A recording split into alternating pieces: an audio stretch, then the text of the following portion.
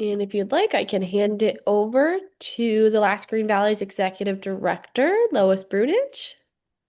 Thanks, Carly. All right, welcome everyone to our second webinar in the series, Planning for the Future of Your Land.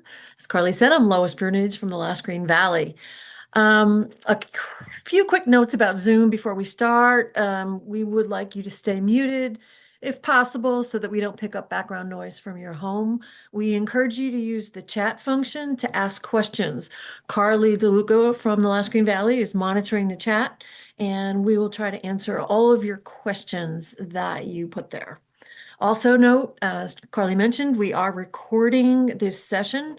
If you want to stay with us, but you want to turn your camera off, that's perfectly fine. Just click on the little video camera icon and you can turn off your camera. So I would like to start by thanking our conservation partners and our co-sponsors. We have quite a list. We have Avalonia Land Conservancy, the Connecticut Department of Energy and Environmental Protection, Connecticut Land Conservation Council, Eastern Connecticut Conservation District, Eastern Connecticut Forest Landowners Association and Wolf Den Land Trust, Joshua's Trust, Naturally Natchog, New England Forestry Foundation, Opakam Land Trust, Wyndham Land Trust, and Yale Forests. And of course, as most of you know, the Last Green Valley National Heritage Corridor is green by day and dark by night. We're still 84% forest and farm, the last dark swath of night sky in the coastal sprawl between Boston and Washington.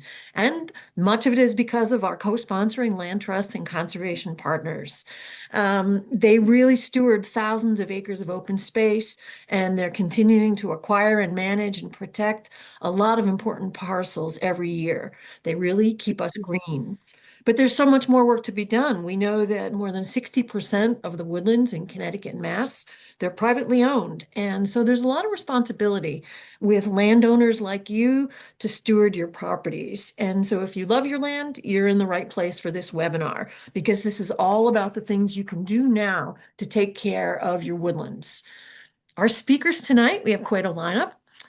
We have Jacob Seidel, who he is a service forester in central Massachusetts, works for the Mass Department of Conservation and Recreation, also known as DCR.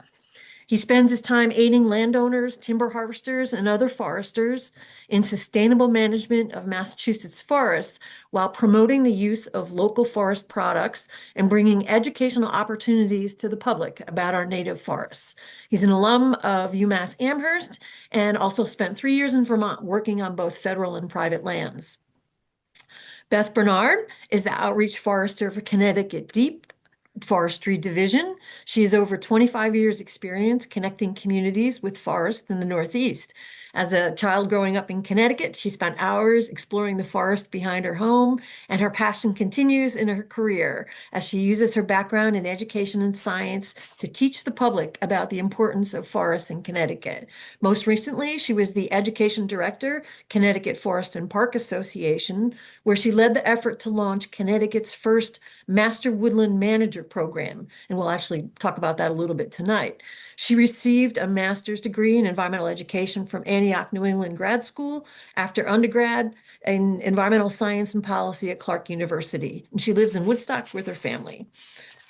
We have landowners who are also going to be sharing their experiences tonight of the stewardship practices on their properties.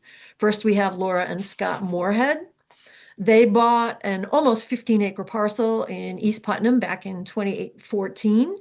And they designed and built a home that's set back in the woods, and it was adjacent to another 73-acre forested lot with large pines, a pond, a stream that they love to access. And over the years, they talked about purchasing it. And in 2020, they did so with the express purpose of preserving it. The next year, with the help of a grant program coordinated by the Last Green Valley, sorry, I should slow down, they completed a forest management plan and an Audubon bird habitat assessment. And tonight they're going to share the stewardship practices that came out of those plans that they've implemented on their properties, already leading to a vast improvement in the health of the forest and a much more diverse bird species population. And just this past December, they donated the 72-acre parcel to the Wyndham Land Trust with an agreement that they would continue to be the stewards of the property. Our other landowners are Lynn Stoddard and Chris Kiefner. Chris and Lynn moved to Mansfield in 1993, where they raised the family. And over the last 25 years, through a combination of creativity, risk taking, and simple luck, fueled by a strong vision, they have reassembled adjacent forest lots totaling over 250 acres. They strive to create diverse wildlife habitat, sustain forest health, promote carbon sequestration, climate resilience, support sustainable farming, educate others, and enjoy the land's recreational and aesthetic values. And tonight, they will also share their stewardship practices, the things they've undertaken on their properties that will help them preserve the forest while connecting the community with the beauty and wonders of nature. For Lynn and Chris, it's a journey of continued education and fulfillment. But first, we're going to kick off with Lisa Hayden. Lisa is the Director of Outreach and Engagement with the New England Forestry Foundation. Her work focuses on woodland owner education and building partnerships to advance conservation and sustainable forestry as part of natural climate solutions. She joined the New England Forestry Foundation in 2014 to lead a landowner outreach initiative in the 38-town Mascon Woods in northeastern Connecticut and south central Mass. And that includes most of the Last Green Valley. She's connecting landowners with the resources to make long-term plans for their land. And since 2021, she has served as the administrative agent, the coordinator for the Woodlands Partnership of Northwest Massachusetts, with a mission of forest conservation and nature-based economic development in a 21-town region. So Lisa, I'm going to turn it over to you. Okay, great. Thank you so much, Lois, for all the intros. And I'm really glad to be with you this evening. Thanks everyone for coming. I'm excited about this series because we've been talking about it and brainstorming about it for quite a while. And I'm hopeful that we can help inspire some of the woodland owners in the audience to become more actively involved in making plans for your land and caring for it now into the future. And so, as mentioned, I'm Outreach Director at New England Forestry Foundation, which we call NEF for short. I've been there since about 2014. And a lot of my work has been focused on building partnerships and reaching out to woodland owners. And if you're not familiar with NEF, our mission is focused on forest conservation across the New England region. We own properties actually in every state except Rhode Island. We would love to rectify that at some point, but we do forest conservation with a focus specifically on working woodlands. So the dots you see there are a combination of community forests, those that we own in fee, and we actively manage for sustainable wood products for timber harvests. And when that occurs every, say, 10 to 15 years with a management plan, any revenue realized from the sale of the timber gets reinvested back into the conservation mission. And we also work with private woodland owners who want to conserve their land but continue to live on it or to use it for certain purposes through a conservation easement agreement. So those lands are permanently protected but still owned by the owners, and NAF monitors them annually, as many land trusts do. And so, yeah, we've been around since 1944, and we work on education about sustainable forestry and also about the use of wood. And so as part of that, NEF has worked in the last few years to define what we call exemplary forestry. And this is a series of practices that are focused on multiple values of our forests. Essentially, we're trying to address both what people need from the forests and also what wildlife and nature need, while keeping in mind the global climate and how that's changing. And so we're seeking to integrate forest ecological health with the role that forests play in both absorbing or sequestering carbon and storing it in the trunks and branches of trees and the soil.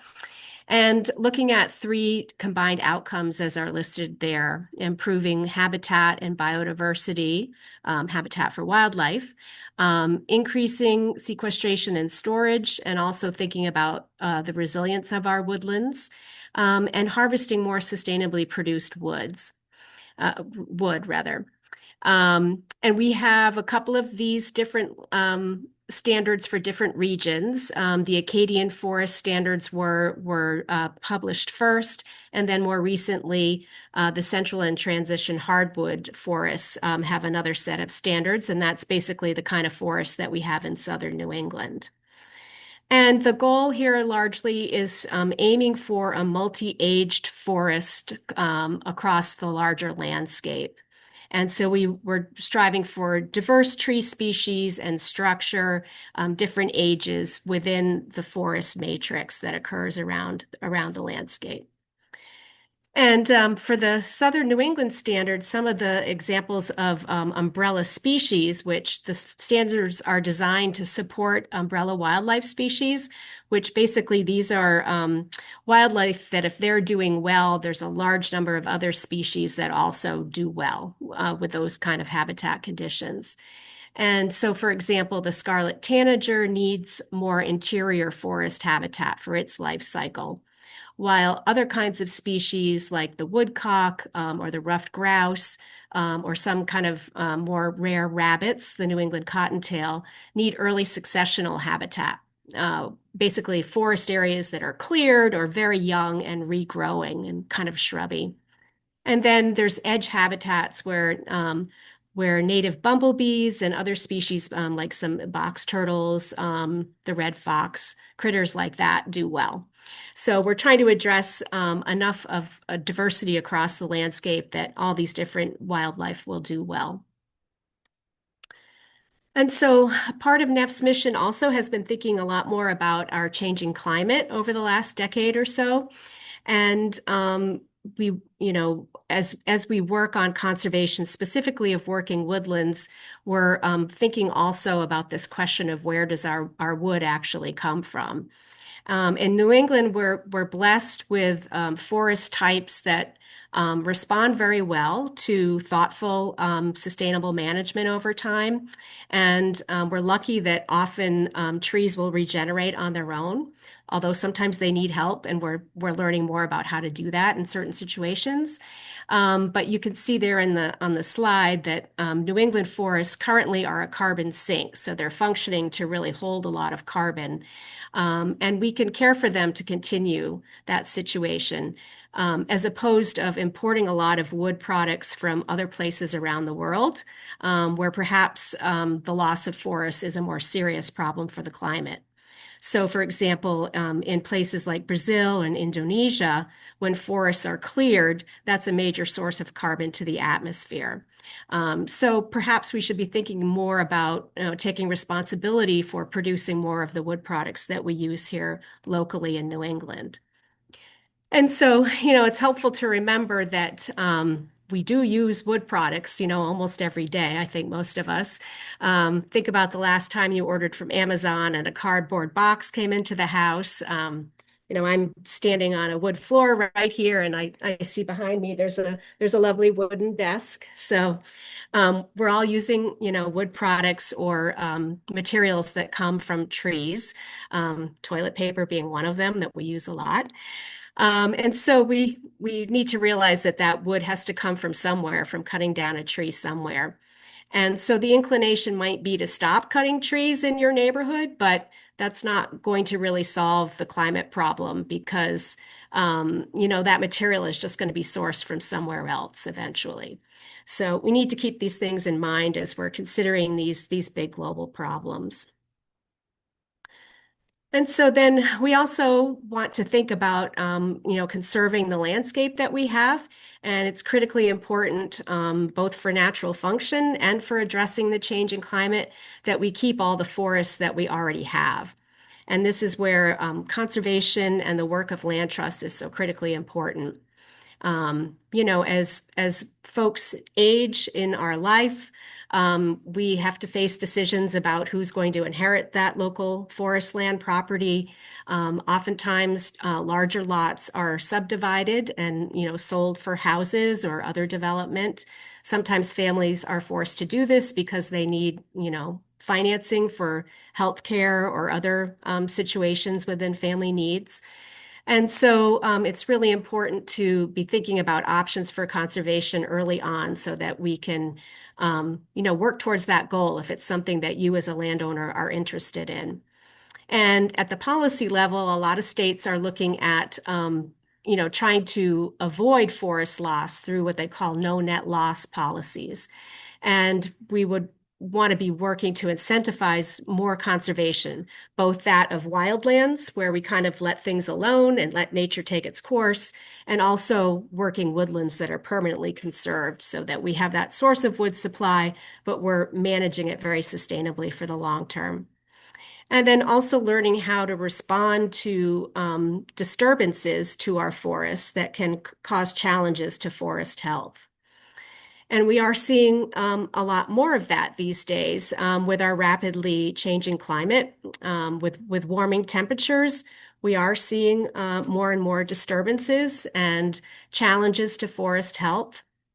There's some examples on the screen here that you might have observed in your own woodlands. Things like very extreme precipitation, which we've had a lot of in the Northeast in the last few decades, where we get like 2 or 3 inches of rain in one storm in a short period of time. And that leads to washouts or culverts failing, flooding locally, and issues with soil erosion. Um, Big windstorms or microbursts where a bunch of trees get taken down in one storm. And then on the right, we have, issues with drought more frequently lately. We now hear about the drought monitor on the evening weather report, it seems, in the summertime, especially. And then things like early bud break, where, excuse me, where we have sometimes buds coming out in the late winter, maybe perhaps before they should be, and then we get another cold snap, and the buds are set back, or that fruit trees are not able to come to fruition as they should. Although this year we had really a kind of an old-fashioned winter, I'd say, and we're maybe more on schedule and waiting for the buds to come out now. But these things are cyclical, and we're seeing a lot more of these impacts in our region. Okay, and so then what foresters have been doing recently is thinking more about all these changes and trying to incorporate considering these changes into our business as usual. And so we have a lot of focus on trying to reduce stressors that the forest is facing. And we talk about climate change as being a threat multiplier. So forests are already some stress from that ongoing development that I was mentioning, fragmentation into smaller and smaller pieces, and then having all these other changes happening rather quickly with warming temperatures that allow pests to, overwinter perhaps more frequently than they have in the past. And that creates more challenges to forest health. All the invasive plants and weeds that seem like maybe new ones crop up, and they're everywhere on parts of your property. You can see in the photo there that that's bittersweet, I believe, wrapping around those young trees and kind of strangling them. And then we need to also think about our forest operations when we are doing active management and make sure that we're doing everything we can to minimize impacts to the soil and planning those practices at times of the year when there'll be fewer impacts, like when the ground is frozen or very dry. So these are all things we're thinking about. Okay, and I really like this illustration. This is my last slide, but this is in a publication. I believe it's the Guide on Managing for Forest Carbon that was published for the Northeast region. But I like it because it makes me think about our conversation in the first webinar where we talked about the various goals that landowners have, everything from recreation to supporting wildlife habitat, or maybe, making some income from their woods. And this, I think, is a great way of showing this kind of artistic drawing how you can be pursuing these different goals in different places in your same property. And if you look up here at the upper left, there's some very older trees where the owners are aiming for encouraging old growth characteristics, both for the carbon that is stored there and the certain species that benefit from that kind of habitat. In the middle here, we have where some thinning is happening of trees to bring in more light, to reduce competition among the young trees, allow some of the desired species to grow better with more sunlight and have more vigor. Some trees are being girdled to create wildlife habitat, and maybe they're making brush piles to support, hiding places for other wildlife species. And then over to the left here, if I can move this so I can see. They've left some what they call biological legacy trees on the upper right. So perhaps certain trees that are very healthy individuals of a type of species that is experiencing challenges, but keeping those healthy individuals on the landscape is a great thing overall to try to give them a good chance to have seeds for the future. And then you can see on the lower part where there has been some clearing of a space and young trees are being planted, hopefully with thinking about what species will be well adapted for the future. And they have tree tubes to protect them from deer that get hungry and like to come and munch on the little baby trees. And so they're trying to do some regeneration there of some new trees. And of course, addressing removing invasive plants and other challenges to the existing forest. And okay, so I'm gonna wrap it up there. I'm gonna turn over now to Jacob and Beth to share some of their slides and to help explain, some more basics about what forestry is and kind of some actions that you can take now and taking on a more active role to keep your forests healthy and functioning into the future. And I think, let's see, Jacob is going to take it off first, right? Yep. Thanks, Lisa. Okay. Turn it over to you, Jacob. All right. I think you are going to have to advance slides for me, so I'll let you know when that's going to happen. Okay. So, right, we want to be managing forests sustainably, and I'm sure everyone here is here because you want to be managing your land as wisely as possible. And to do that, generally, you need to have a professionally prepared forest management plan.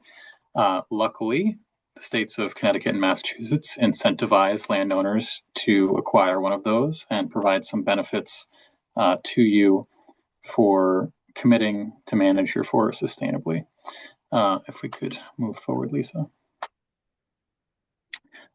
So, forest management plan generally covers what your forest looks like right now, and that will include, sort of technical data that a professional forester can collect on your land for you in terms of what trees are out there, what condition they're in, what their distribution is, and any issues you may be dealing with in terms of forest health, such as invasive plants, pests, and pathogens.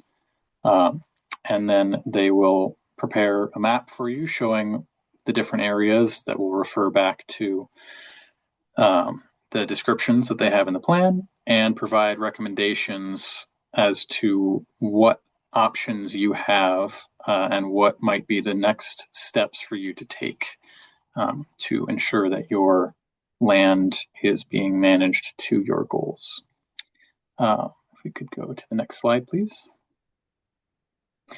So you do generally need a forester to prepare a management plan for you. Some exceptions apply. I read about 150 management plans a year, and I usually get one or two that are prepared by the landowner because the collection of data to prepare a forest management plan is quite technical and requires specialist training and tools. So most people hire a professional forester, which is a licensed profession in both Massachusetts and Connecticut. And they work with anyone who owns forest land, essentially. Unfortunately, us service foresters cannot write your management plans for you because we are the ones reading and evaluating them as to whether they meet the standards in our states. So usually we keep a list of foresters who are taking clients in the area and can help you find someone who is educated in forest ecology, wildlife management, silviculture, which is the production of trees in the agricultural sense that we think of the production of crops, climate resilience, mapping, soils, and the economics of forest management, as well as a number of other ancillary things that always come up when you are dealing with forest management. Next slide, please. Beth, this is. Yeah, thanks, Jacob. Connecticut, just so folks who are Connecticut people know, like Jacob mentioned, we do have some laws around forest management, and foresters, a certified forester does have to write your management plans if you're doing timber harvesting over 50 cords of wood. Honestly, I would just recommend it anyway, because a certified forester has a lot of experience, even if you aren't planning to cut that much wood.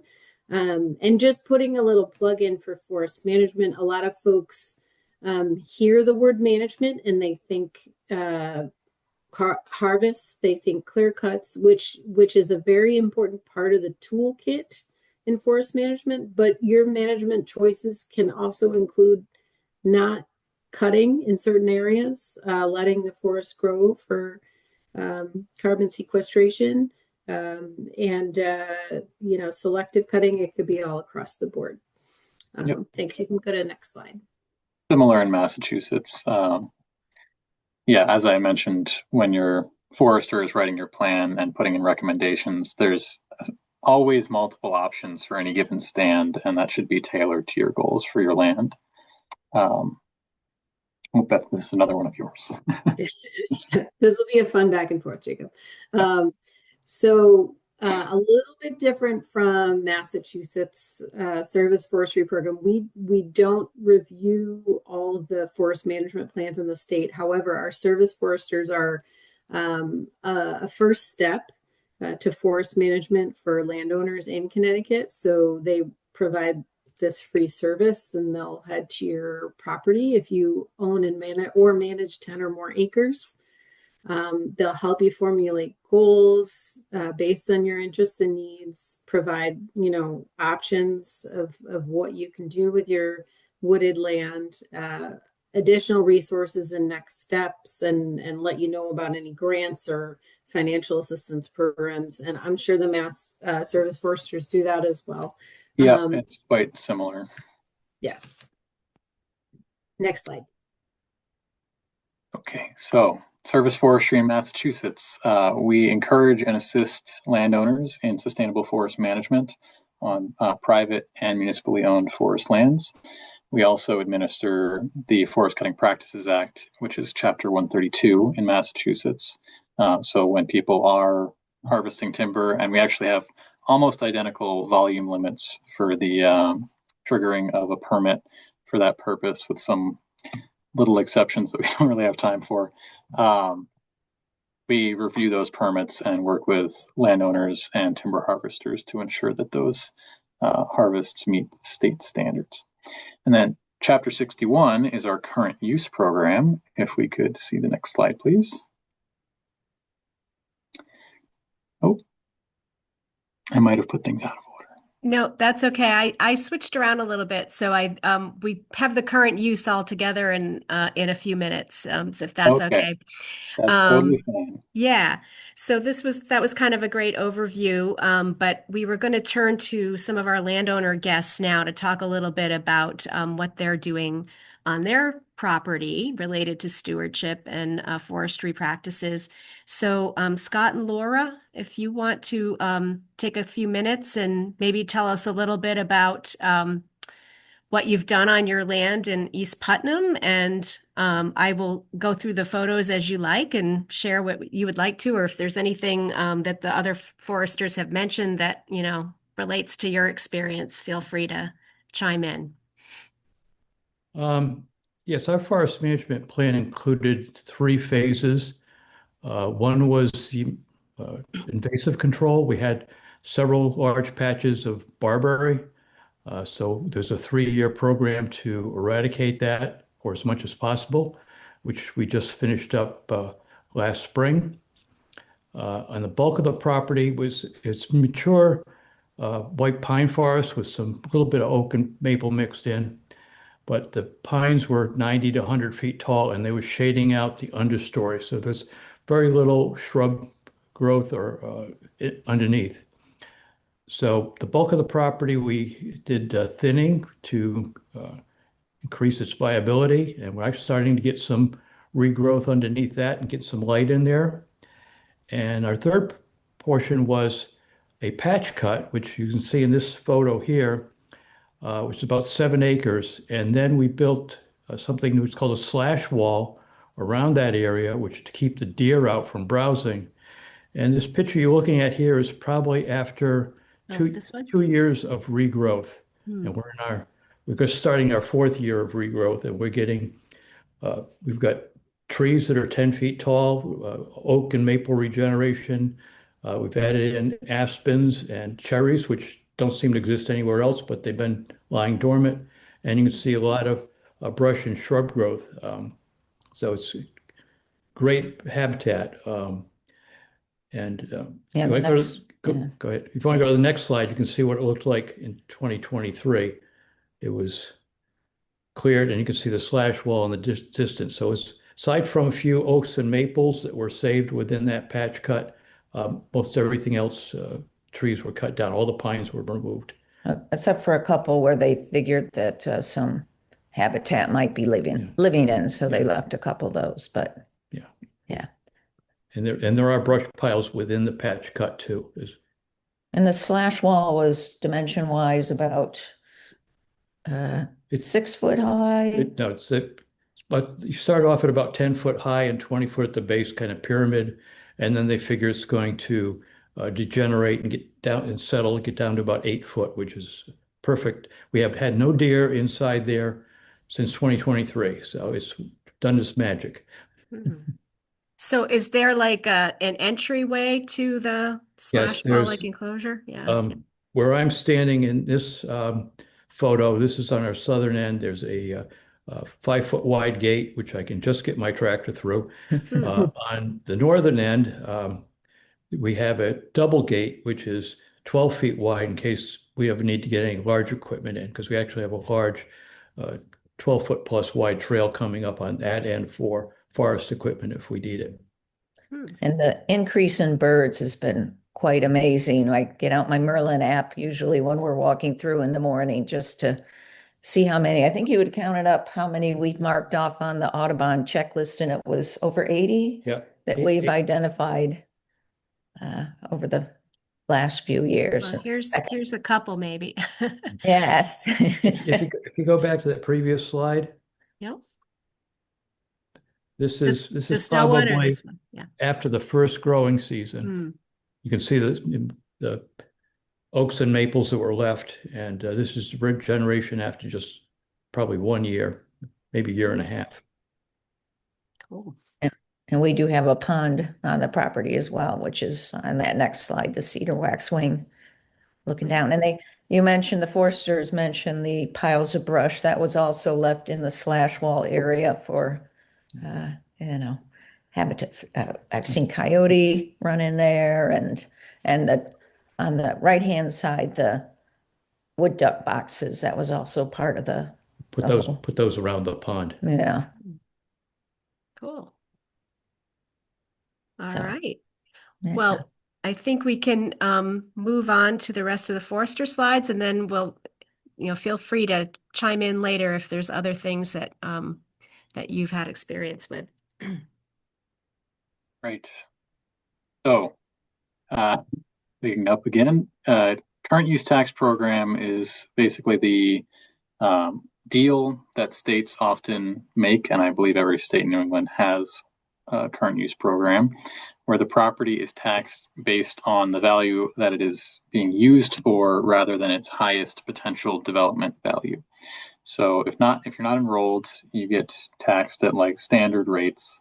And if you are enrolled in what in Massachusetts is Chapter 61, then you have a significantly reduced tax rate on your forested and natural land. Next slide, please. Oh, there was another sentence. Right, and so the purpose, of course, is to encourage landowners to keep your land in a natural and forested condition. The program lasts for 10 years in Massachusetts. So it's a deal that for at least 10 years, you will meet the standards of the program and thus not be taxed at the highest rate. Okay. Next, please. So we have 3 versions in Massachusetts. We have regular Chapter 61, which is for forest land, 61A, which is for agriculture, and 61B, which is for recreation. 61 and 61A are essentially the same program, just with slightly different rules because of the different uses, where for agriculture, you have to meet specific production of agricultural income based on the amount of land that's enrolled. And in forest land, you just have to be producing forest products over the long term in a sustainable manner. And if you do have forest land and you are enrolled in Chapter 61A because you have a farm or hay fields or something like that, you do also need a forest management plan for your forested area, but you can enroll it all together. And then 61B is a much lower tax break. It's for people who can't or don't want to be doing forest management, to just make a similar promise that they're not going to develop their land. Next slide, please. So for Chapter 61, you need at least 10 acres, excluding any house lot, manicured areas, pools, anything like that. The land needs to be devoted to the growth of forest products, which can include traditionally timber, firewood, wood chips, Christmas trees, and then, of course, maple syrup and some occasional less standard options. You are required to have a 10-year forest management plan, as we talked about earlier, which is due on June 30th of each year that you are enrolling, and then the plan goes into activation on the 1st of the following calendar year. Next, please. So the purpose of Chapter 61, aside from purely incentivizing people to conserve land, is that it makes it possible for people to maintain ownership of their land. Could you just go through all of the text on there? Sure. Thank you. And the public sees material benefits from that in the form of clean water, wildlife habitat, the rural nature of many of our towns, local forest products, food, and outdoor recreation. And it also recognizes that developing land can put serious strain on townships if it is not planned out wisely. Next, please. Oops, sorry. So the tax rate is a very significant reduction for Chapter 61 or 61A, and quite significant for 61B as well. This is a slightly old sample, but just so you know, you can go online at masswoods.org and calculate what your taxes would be if you're not currently enrolled. Next, please. And the Forest Stewardship Program, which is, I believe, also available in some form in Connecticut, is sort of our above and beyond forest management plan. So it can be done along with your Chapter 61 plan, and it includes additional information about the health and ecology of your land, its context and history, and the way that it interacts with the broader world, so that you can enhance values other than purely forest product values. And there's not additional burdens that come with it, but there is cost share available, although we have run out for this fiscal year.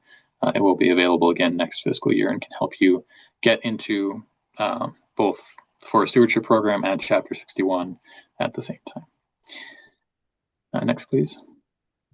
Foresters for the Birds, which our landowner guests have taken part in, is an additional component that can be put into your forest management plan that emphasizes bird habitat, and we'll talk about the bird habitat characteristics you have and which bird species are benefiting from your land and which bird species will benefit from your land management depending on which actions you take. There's also some funding assistance available for that, and that is done with Mass Audubon as a partner. Next, please. And the climate forestry program is another newer add-on to our stewardship plans, which puts an emphasis on carbon sequestration and storage, as well as resiliency to the climate threats that we are facing. A lot of foresters are now trained, and more are getting certified to write these plans all the time. I think that's it for this section for me. Thanks, Jacob. So back to the current use program. So in Connecticut, their 61 is our PA 490. Lots of numbers, right?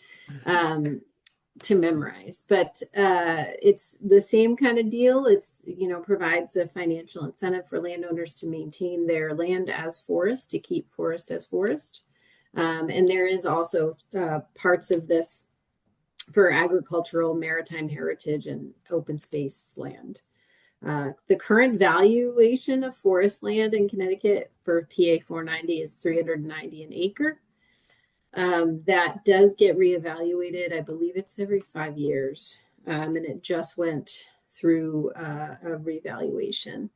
In Connecticut, it's tied to land ownership. So if your land is currently under PA 490, it doesn't have to be recertified unless the land is sold to a new owner. Next slide, please. Oops, sorry. You covered that, right? Oh yeah. Yeah. Okay. Yep. Yeah. Just go back. Yep. Thank you.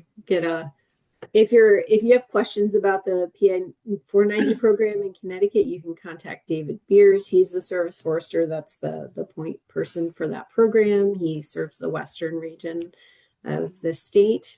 You have to have 25 acres to qualify, but it can be in multiple parcels, like a 10 acre and a 15 acre, that kind of thing.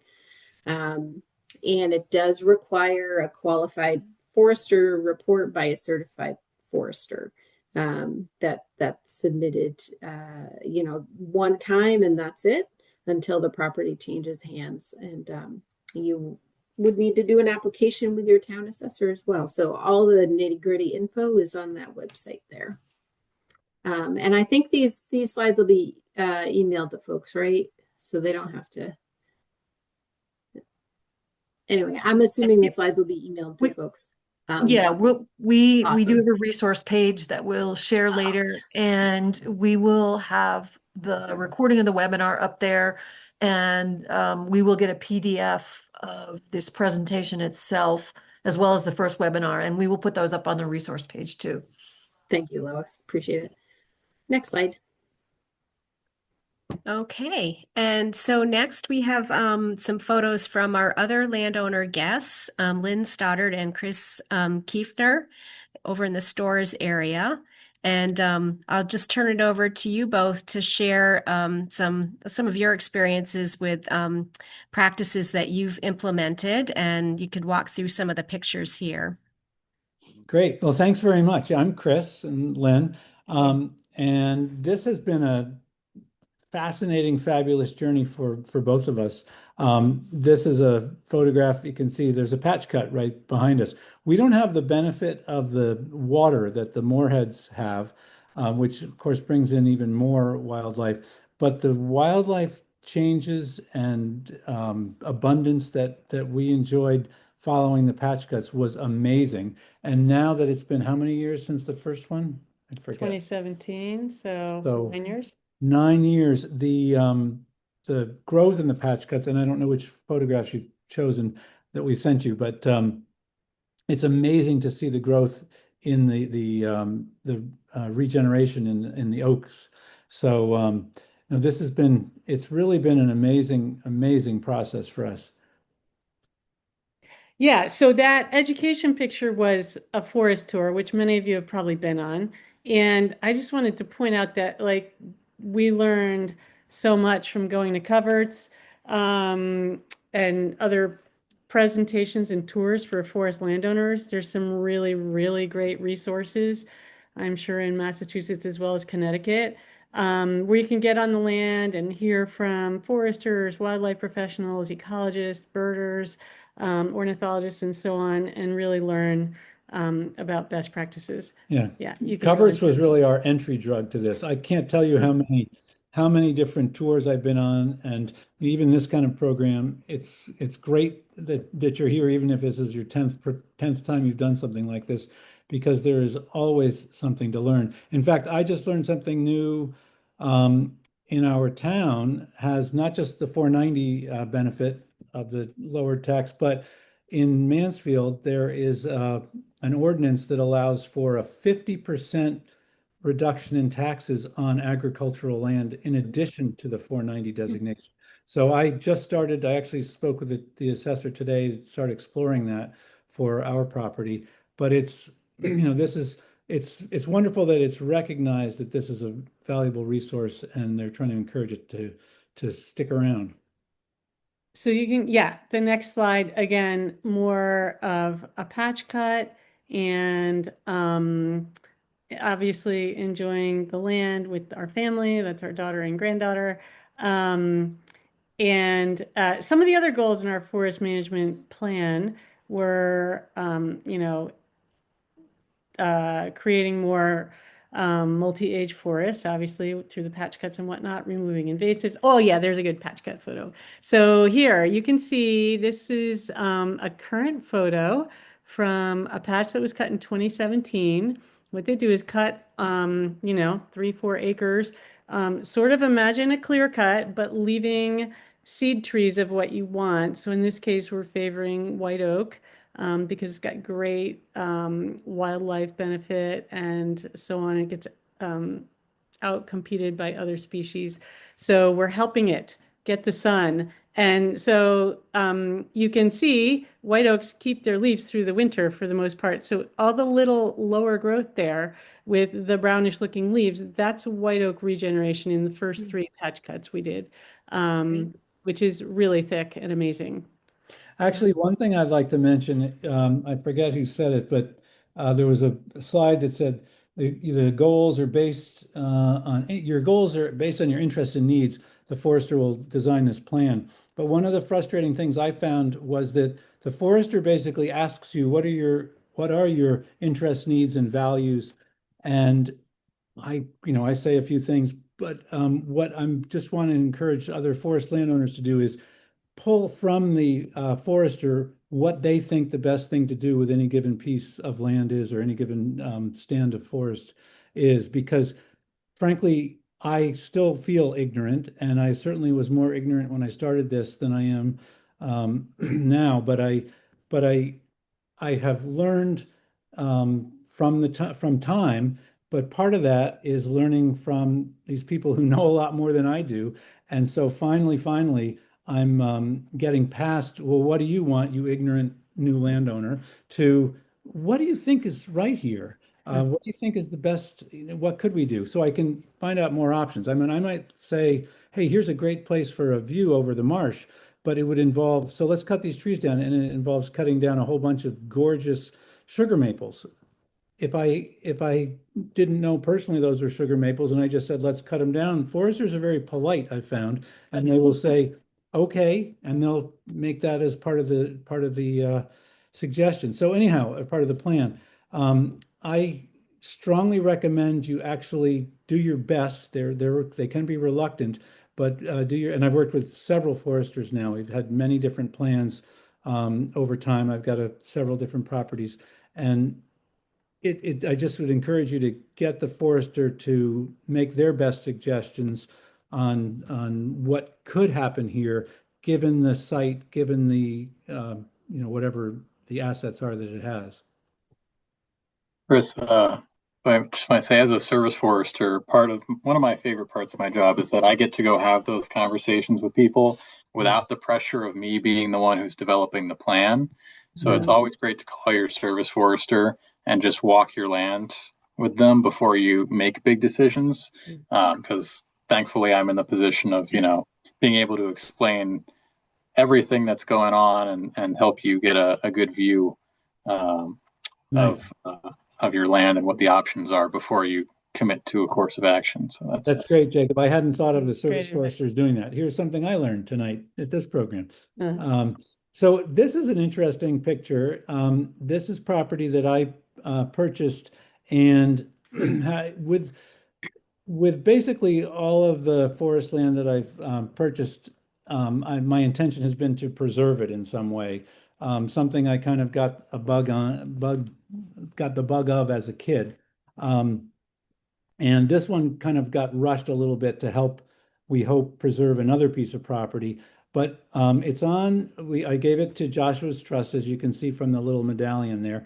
But this is a 15-acre patch cut. And it came about because I finally realized what I needed to ask the forester, which was, what would you recommend here such that you would be proud of it and would want to bring your peers to come and see? And oh, you should do a patch cut here. Cut down all. It was a poplar forest of, again, 15 acres, probably cleared one day. invasives. And invasives. Yeah, sorry, I forgot about them.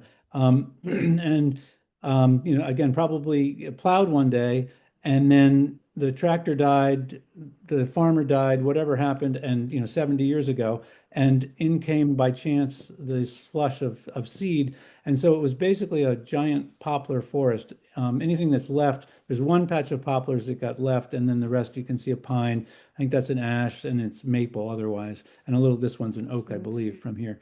In any case, this property I decided to give now to Joshua's Trust, and they were willing to take it because it's incentivizing an adjacent landowner to donate their property, the future of which has long been in question, and so now it looks a little more secure. So to me, this was worth it to give it. But anyhow, so that's what's going on there, and It that's would provide access to that Exactly. 150 acres when it's And this sold patch or cut, donated. if you see on the left there to just the right of the pine tree, there's a habitat pile. What are those called? A covert. And there are 31 of those on that property, 2 per acre plus one, because it was 15.6 or something acres. In any case, those increase the habitat on the habitat values on the property, and hopefully will encourage more wildlife, and seem to have already. Right. Oh, and one more set of pictures here. Oh, yeah. Yes. This is, yeah, this one. Well, yeah, we'll just maybe talk to the about big Tom. white oak in the center. There's somebody up there, right, in the tree. Oh, I didn't realize that. Okay, yeah. So that's our son up there. Yeah, for scale. So we have a lot of those big white oak trees, which you may see scattered in your forest too. They were kind of the sole tree giving shade to animals in pasture many, many years ago. And so we're fortunate to have a bunch. They're often right next to stone walls and whatnot. And if any of you know Tom Wardley with Yukon Extension, he's doing a project for the 250th celebration of our country, focused on white oaks, which is our state tree, and actually looking at these big wolf trees that have been around since the beginning of our country or even before then, and perhaps creating some educational trails and whatnot around them. So it's really cool. Yeah, thanks for putting that in the chat, Beth.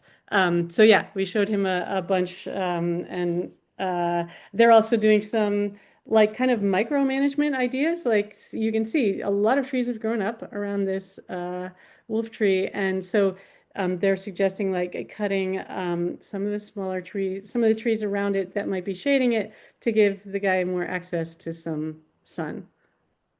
Can I just jump in and say about this gorgeous huge tree that one of the things that our forester discovered when he was walking our woods was a huge, beautiful tree that was not supposed to be there. It was like an invasive species. Probably someone had one, I think it was Norway maple or something, but somebody probably had it in their yard and a seed came through and plotted right down in the middle of our forest. And he said, yeah, you should unfortunately cut this one down, but It's the biggest tree in the forest. yeah, but they know what they're looking for. Interesting. That's it probably for this Okay. talk. Yeah. And I think that fungi was from a walk at way back, Chris, at one event we did together years ago that I think I shot that on your store's property. So And actually, you mentioned that one. There's a guy who saw the largest cork tree they'd ever seen, of course, an invasive on on another property that I own, and I have yet to deal with it. But actually, with the yet to deal with it, this stuff is terribly dramatic when you do it. The patch cuts are just amazingly dramatic, for lack of a better word, for the moment. But the years do go by fast, and the change is incredible. And the Moorheads, showed you some great, almost time lapse kind of things, where it's truly amazing what you see. And this idea of varying the age of the forest is a very productive and a very exciting thing to be able to do. Yeah, I still remember walking up to that slash wall area when they first did it and thinking, what have we done? Exactly our words. Yes. all right. Well, thank you. And how come it's not advancing now? Maybe I should put my camera off again and it will work. Let's see. I think I'm going to have to stop share and start again because it started to not respond. There we go.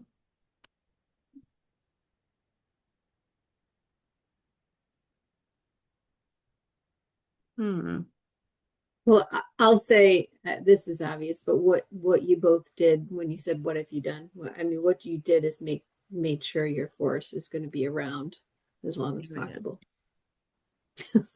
Okay. It's hard. It's like I got it to Sometimes go forward. the cutting is hard to see, but you increase diversity and resilience and everything like that. So it's a great success story, both of them. Yeah. And It's like I got it to go forward, Beth. So thank you. Just so folks know, we were talking about notable white oaks. If you have one on your property, please report it. I put a link in the chat because Yukon Extension, like Chris mentioned, is doing a survey of notable oaks in the state, especially those white oaks. Very cool. We actually also have a champion-free competition in Massachusetts. If you have a tree that you think might be one of the biggest in the state, either by diameter or height or crown spread, you can submit that to DCR for consideration in our annual champions competition. Cool. That's awesome. How about number of leaves? I think it would hopefully correlate with crown spread, unless it's a really weird crown. That was a long time to go. So another resource I want folks to know about. It's not a deep resource, but it's super helpful. Is the Yale School of Environment has a forestry degree. I think it's actually in natural resources now. It's called environment. Anyway, I didn't go to Yale, but they have something called the Quiet Corner Initiative. They have a site up in Union, a camp and extensive forests up there where their forestry students go and they spend months learning and managing the forest there. And part of their learning experience is writing a stewardship plan for landowners in the area. So if you're from Union, Ashford, Eastford, or Woodstock, you could get a Yale student to come and visit your property and let you know what's going on, give you some assessments, and write you a stewardship plan. They call them stewardship because I think that way it doesn't get mixed up with a management plan that's written by a certified forester. But a lot of folks have gotten these done and have done some great work as a result. So feel free to check them out if you're in those towns. And they also have great webinars and stuff too. So you can look them up on the internet, and just really informational stuff happening there, and a great sugar house. Next slide. Was this? I guess this was me. So one other resource for financial assistance is Natural Resources Conservation Service. This is the federal program that provides cost share assistance to woodland owners through the EQIP, Environmental Quality Incentives Program, and the Conservation Stewardship Program. And so basically how this works is you enter into a partnership or a contract with NRCS, and there are certain practices that are approved practices by them, including tree planting, invasive control, forest stand improvement. And you do the practice, you do the work. They come and make sure it's done. They visit your site, and then they cover between 75 to 90% of implementation costs. It's a really great program. And I would highly, if you're interested in managing your forests and, money is an issue, then I would highly recommend you look into NRCS, especially because there's some grant programs. If you're in Connecticut, I'll talk about this in a second, but there's some grant programs that are out there to supplement the remaining 10 to 25%. So you could essentially do your forest management for little to no cost, which is a really great thing. Next slide. Oh, look at that. Was this the one you expected? Yeah. Yeah. Yeah. So this is the grant that the state of Connecticut is offering to help offset that 10 to 25% that NRCS doesn't cover. We have learned that even that little bit of money can be a financial barrier for folks who do want to manage, and treat invasives and do all that stuff. So this funding is from the Inflation Reduction Act. And it's for rural, non-industrial private woodland owners. And by rural, it's less than 50,000 people. So that's like most towns in Connecticut. And it'll fill that gap. It'll cover up to 100% of that gap. And in order to qualify, you just have to be in a contract with NRCS. And the funds are available until December 2027. So if you're already working with NRCS, then talk to your contact person, probably Todd, maybe Eric. And if you're not already working with NRCS, I would suggest that you start soon so you can take advantage of this extra funding, because it will eventually go away. Next slide, please. There is another grant available for municipalities and federally recognized tribes, in case anybody here, maybe it's on a conservation commission or works for a municipality or is a landowner in a tribe. This is providing $1 million to different towns and federally recognized tribes in Connecticut. It'll cover 100% of costs up to $150,000. And it's called a Resilient Forestry Practices Grant because it's covering practices that help create resilient forests in the face of environmental climatic change, as well as pests and pathogens. All of those changes that are happening to our forests right now. There's a list of practices that it will cover, but I will say it's most of what we're already doing anyway. Right? It's patch cuts, it's invasive management, it's slash walls, it's planting trees and shrubs, things like that. So if you're interested, feel free to check it out in that link. And the single round of applications is going to be, requests for applications will be this summer in June, July. Next slide. And the Climate Smart Forest Stewardship Grant. This is for land trusts.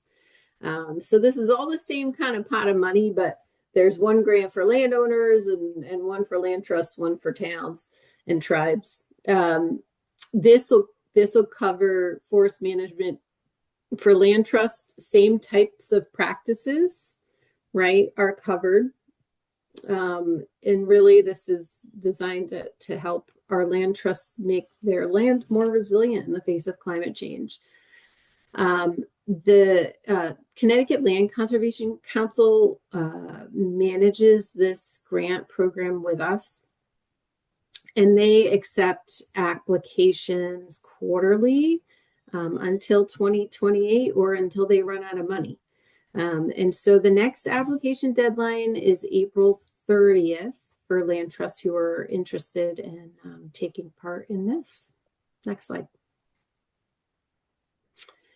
And also a new program that I'm excited to announce is the Urban and Community Forestry Technical Assistance Program. So, we provide assistance for private landowners through the Service Forestry Program for folks that have over 10 or more acres of land. The Urban Community Forestry Program is kind of like a service forester, but for an urban community in a way. But it does focus on supporting towns and cities and helping with things like tree planting and maintaining trees, helping towns and cities with that, tree ordinances, getting accreditation, Arbor Day and things like that, doing a tree inventory. So we're here to help your town do all those things. It's a new program, and we're happy to also, just give advice on the phone if you want to call the urban and community forestry folks and just say, wow, this is what I've got going on. What do you think? Next slide, please. And within that program, there's an urban forest resilience grant. So there's about $3 million available through 2028 for towns and cities and nonprofit organizations to deal with the forest pests and diseases that we've had in Connecticut, such as emerald ash borer, for example. So it's tree removal and planting mostly in urban city streets, suburban type, parks, streets, that kind of thing. Take a look at our website this summer, and the grant RFP will be released for that. Next slide. And I just threw a lot at you. So here's just our contact info. That's my info. We have 3 service foresters that'll come to your property and walk it with you and answer questions you might have. There's an Eastern with Frank's in the Eastern. David is in the Central District, and Dave is in the Western District. And also you'll see our Urban Community Forestry Technical Assistance Lead. His name is Les. And next slide, please. And finally, just an educational opportunity I wanted to plug is the Connecticut Master Woodland Manager Program. So, gosh, I think it's in its 6th year. Oh my gosh, 2019. Yeah, maybe 7th year right now. Anyway, Chris and Lynn mentioned Coverts, the Coverts program. Hopefully you might have heard of that, and maybe some of you folks besides them did attend Coverts. It is and was a great program. And what we found with Coverts is that folks wanted to keep learning. And so that was kind of a weekend long thing. And so the Master Woodland Manager program was born, and it kind of encompassed Coverts within it. And so this is a year-long program for folks, and you get to spend the year with foresters, wildlife biologists, conservation professionals, heading up into the woods with them. It's a pretty flexible program you can do on your time schedule as well. And there's some great partners that are listed here. The Connecticut Forest and Park Association administers the program, but folks from Deep Forestry and Wildlife teach classes, Audubon, Yukon Extension, Yale, Great Mountain Forest, the Ag Experiment Station. I know I forgot some partners in there. So if you're interested in learning more, definitely check it out, or let me know if you have questions about it. It's super fun. I just like to say, if people aren't convinced enough from what she said, it's terrific, and it's another one of the things that I did, and again as a refresher and as a reinforcer, but also as just new learning and seeing different things. And she said it goes all year. She doesn't mean you spend a year with people, but it's a periodic gathering, and you go to all different parts of the state. It's really quite impressive and well done. All kinds of different experts, including the inimitable Pete Picone, who everybody should meet. Yeah, you can get lots of Pete Picone exposure, and Tom Worthley too, who I love. But yeah, I think you were in the second year, right, Chris? Maybe first. I don't keep track of which year, but I went and I loved it, and I'd do it again next year if I could. Awesome, thanks. All right, next slide. That's me. That year-long program looks really great. I'd love to do something like that in Massachusetts, but we don't currently have anything formal. We just do a lot of events every year. So Beth had a whole bunch of different cost share programs available. Right now, we pretty much have one that is very broad, which is the Climate Stewardship Incentive Program. As Beth said, theirs is broken down by eligibility. Ours, pretty much everyone is eligible, and there's quite a variety of practices. If we could see the next slide, please. So we have a number of practices currently available, and then there will be some more that are going to come up in the future. So if you are conducting a timber harvest, you can get some cost share for getting a professional forester to lay out the harvest according to above and beyond best management practices. Legacy tree retention, which is specific time paid for finding those legacy trees that were talked about earlier and identifying how to protect them during a harvest. Are currently big winner for expense is the invasive plant species control. We can seriously offset the costs of invasive plant control. I or one of my colleagues comes out to the property to evaluate based on the submitted plan, the severity of infestation, and basically what it's going to take to deal with it. And it can cover up to 3 years of practices. So you can treat, have a harvest, and then post-treat, or treat for multiple years prior to a harvest, or just treat in coordination with the management plan.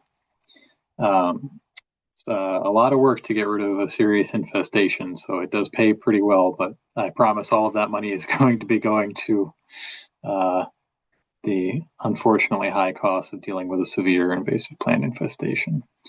We also have some nice tree tubes to protect trees as you can either identify natural regeneration, or we also have the availability to provide some seedlings now, which was not an option when this slide was put together. But, next slide, please. And then we have all of this is associated with timber harvests. It's above and beyond best management practices to ensure that timber harvesters in Massachusetts have the tools that they need to implement all of our wish list soil conservation and tree protection and water resource protection practices. So this can be applied for by the timber harvester or in coordination between the timber harvester and the landowner. So I'm not going to get too into it right now because CSIP is a pretty big thing, but the main thing to know about it is that it is quick compared to most cost share programs. Working with NRCS, you have to develop a long-term partnership and plan. It takes a while, and usually you cover quite a variety of practices, and it's very comprehensive. CSIP is sort of intended to fill a gap in terms of getting to practices very quickly. And that also means that if you are interested in NRCS resources, you should be aware that we can't cover and they can't cover anything that is covered by each other's programs on the same acre within a certain period of time. So if you are getting invasive plant control paid for through NRCS, you can't also get CSIP for the same invasive plant control. So it's something to keep in mind, but some landowners that I know have done CSIP to start acting very quickly while they worked with NRCS on a longer plan for a more comprehensive management of other aspects of their forest. Next, please. So I thought about putting together a big resources page, but it can be pretty overwhelming, and you can get everything you need from the mass.gov Working Forest Initiative site or by Googling Massachusetts Service Forestry. And then our key repository of information, if you're not quite sure what you're looking for, is masswoods.org. It holds essentially all of our outreach publications. It's very well organized, and you'll be able to find what you are in need of. And then, of course, you can always contact your service forester. We have 11 of us throughout the state. I am District 5, that orange district right in the middle. Sorry. That's okay. And if you are not in my district, it's very easy to find this map. Again, if you just Google Massachusetts Service Forestry, you will find it and be able to get in touch with your service forester. And as far as climate adaptation goes, there is the Northern Institute of Applied Climate Science Adaptation Workbook at forestadaptation.org that you can run your forest management plan through to understand a little bit more about how to adapt to a changing climate in your forest management. Great. That's it for me.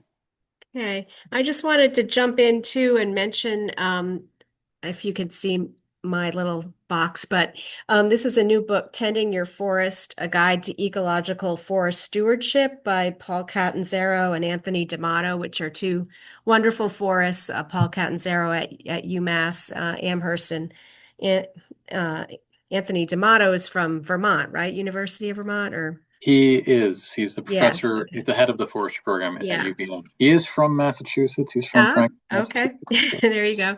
Anyway, it's a beautiful new book and covering a lot of the things that we talked about tonight. And both of those guys are brilliant. And then there's this series, which I think we might have mentioned in the first workshop, but Caring for Your Woods that DCR puts out, which is a nice series. NAF and some other conservation partners collaborated on some of the photos and material in there with NIACS. But there's adapting to changing conditions and managing for forest carbon. And then kind of what we talked about in the first session, setting goals, which gets into both the landowner's priorities and then thinking about how that works with the conditions you actually have on your own property. So. Yep, I'm a big fan of a starting point and setting goals because they really do just walk you through the very basic first things of I have land and I'm not a forester. What do I do? Yeah, very, very helpful. Great.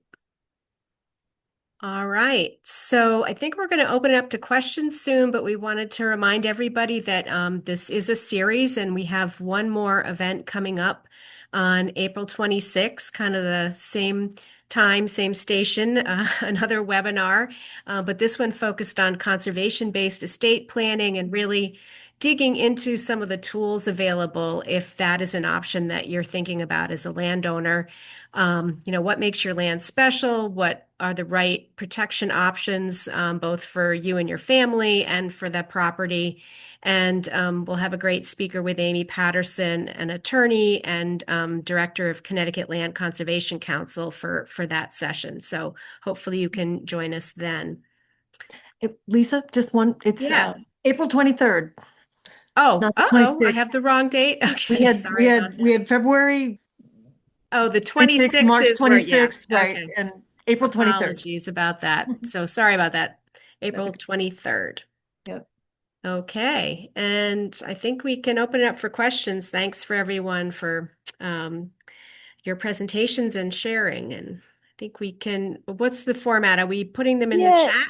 So we're gonna put it in the chat. I don't see any yet, but if people want to start putting things in, feel free. Okay.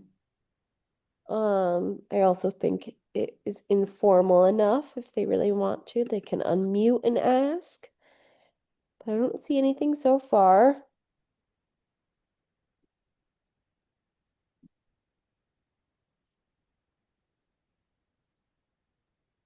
Oh, Jacob identified the mushroom. Cool. Yeah, that should happen in the Yeah, chat. that's a good one to know.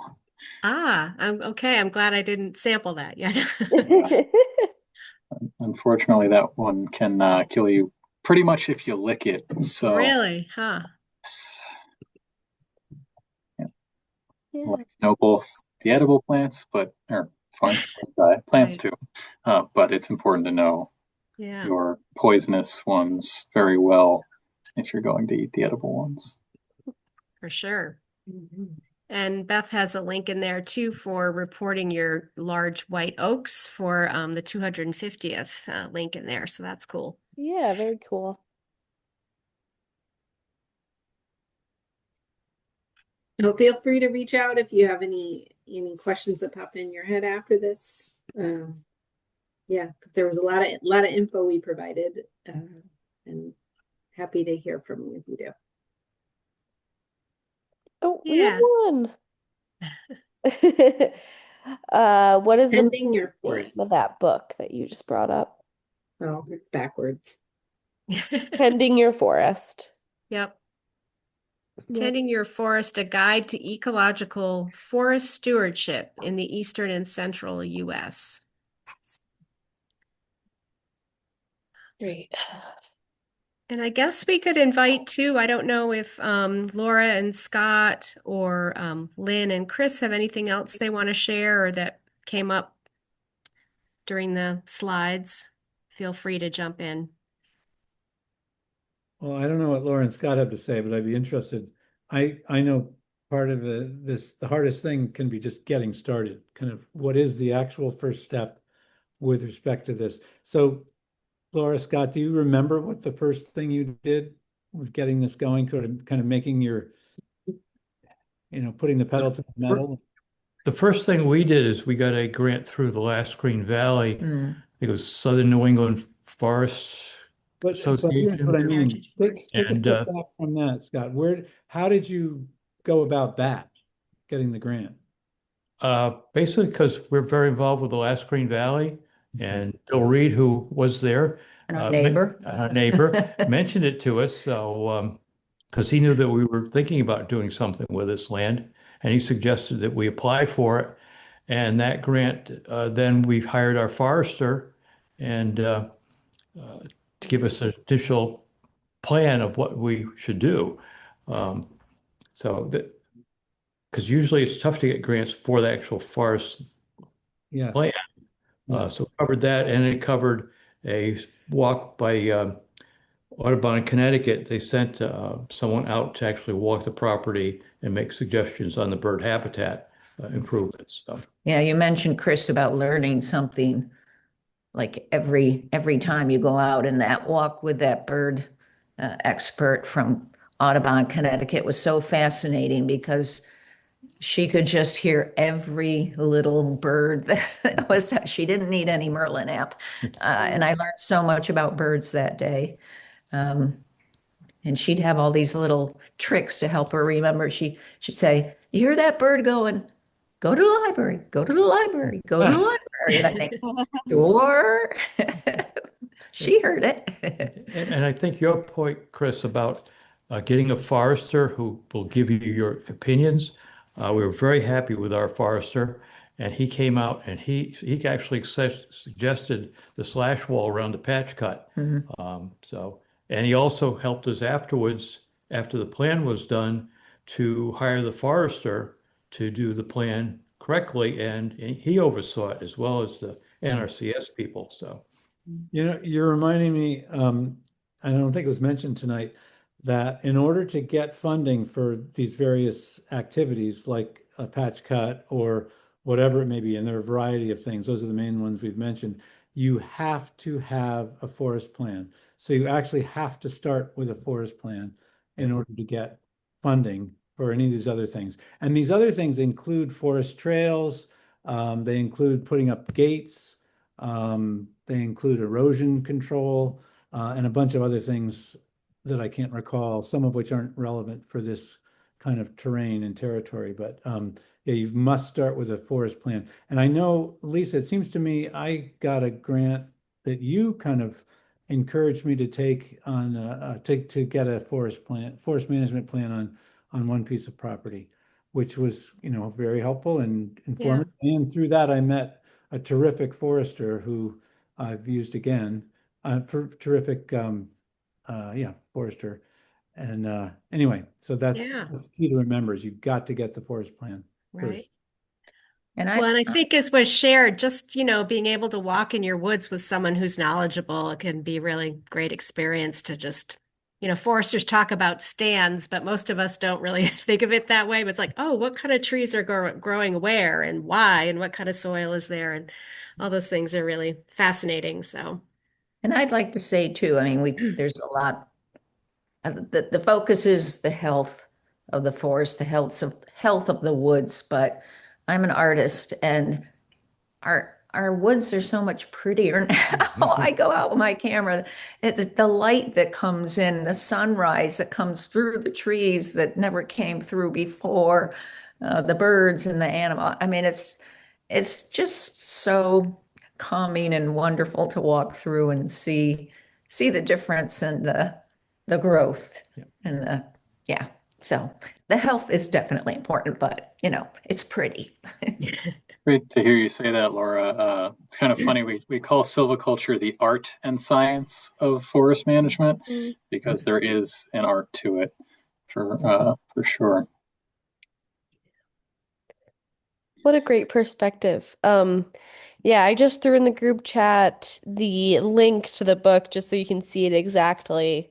And then Bill Reed also just noted that Scott and Laura were a great example of the program funded through the Last Green Valley from forest management plan to conserving their land to offering programs and tours of their property and the slash wall. So I'll note Yeah. that, but I don't see any other questions in the chat. So I think, Well, I'll I say one noticed more, that Bill was here, so yeah. of I'll glad you could just course. come. say one more thing for people who sort of think of this as random activities. Again, the patch cuts, which are a significant tool.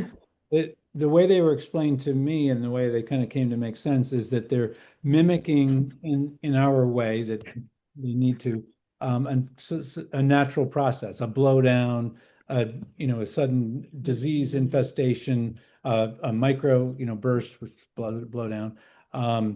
So in that way, they are again mimicking what would be happening naturally, and so you get then the natural succession that wildlife requires in terms of different forest habitats that have not been provided because of we've been so protective of the forest, whether it's through fire suppression or oh, don't cut that or leave it, leave it alone. And anyhow, that's one thing that people need to understand that we're trying to recreate what no longer exists.